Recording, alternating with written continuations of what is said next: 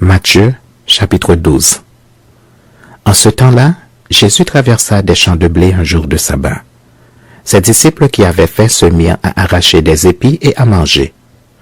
Les pharisiens voyant cela lui dirent, « Voici tes disciples font ce qu'il n'est pas permis de faire pendant le sabbat. » Mais Jésus leur répondit, « N'avez-vous pas lu ce que fit David lorsqu'il eut faim, lui et ceux qui étaient avec lui? Comment il entra dans la maison de Dieu et mangea les pains de proposition qu'il ne lui était pas permis de manger, non plus qu'à ceux qui étaient avec lui et qui étaient réservés aux sacrificateurs seuls? Ou n'avez-vous pas lu dans la loi que les jours de sabbat, les sacrificateurs violent le sabbat dans le temple sans se rendre coupables? Or, je vous le dis, il y a ici quelque chose de plus grand que le temple. Si vous saviez ce que signifie « je prends plaisir à la miséricorde et non au sacrifice », vous n'auriez pas condamné des innocents. Car le Fils de l'homme est maître du sabbat. Étant parti de là, Jésus entra dans la synagogue. Et voici, il y avait un homme qui avait la main sèche. Ils demandèrent à Jésus, « Est-il permis de faire une guérison les jours de sabbat ?»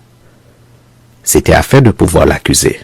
Il leur répondit, « Lequel d'entre vous, s'il n'a qu'une brebis, et qu'elle tombe dans une fosse le jour du sabbat, ne la saisira pour l'en retirer?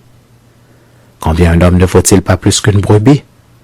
Il est donc permis de faire du bien les jours de sabbat. » Alors il dit à l'homme, « Étends ta main. » Il l'étendit et elle devint saine comme l'autre.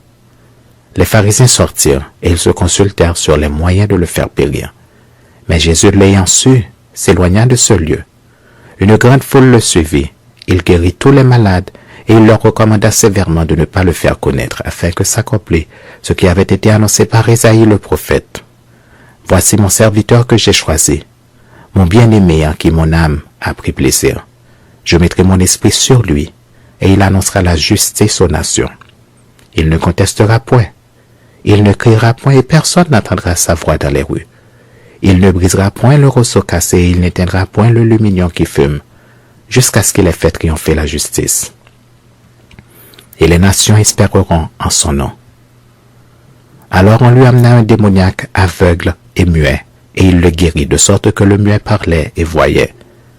Toute la foule étonnée disait, « N'est-ce point là le fils de David? » Les pharisiens ayant entendu cela dire, « Cet homme ne chasse les démons que par Belzébul, prince des démons. » Comme Jésus connaissait leurs pensées, il leur dit, « Tout royaume divisé contre lui-même est dévasté, et toute ville ou maison divisée contre elle-même ne peut subsister. Si Satan chasse Satan, il est divisé contre lui-même. Comment donc son royaume subsistera-t-il? Et si moi, je chasse les démons par Belzébul, vos fils, par qui les chassent-ils? C'est pourquoi ils seront eux-mêmes vos juges. Mais si c'est par l'Esprit de Dieu que je chasse les démons, le royaume de Dieu est donc venu vers vous. Ou, comment quelqu'un peut-il entrer dans la maison d'un homme fort et piller ses biens sans avoir auparavant lié cet homme fort?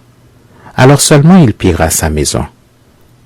Celui qui n'est pas avec moi est contre moi, et celui qui n'assemble pas avec moi disperse.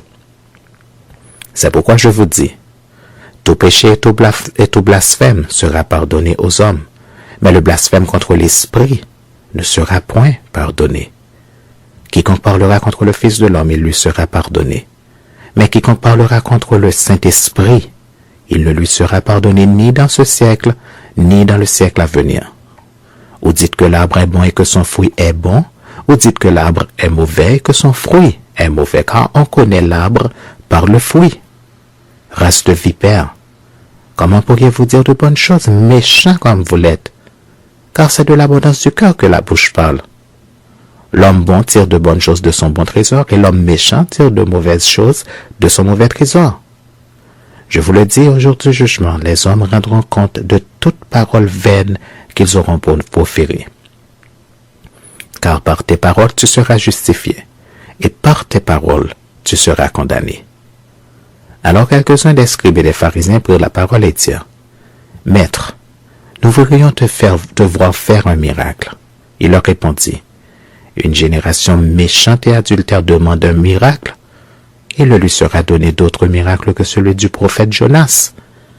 Car de même que Jonas fut 3 jours et 3 nuits dans le ventre d'un grand poisson, de même le Fils de l'homme sera 3 jours et 3 nuits dans le sein de la terre.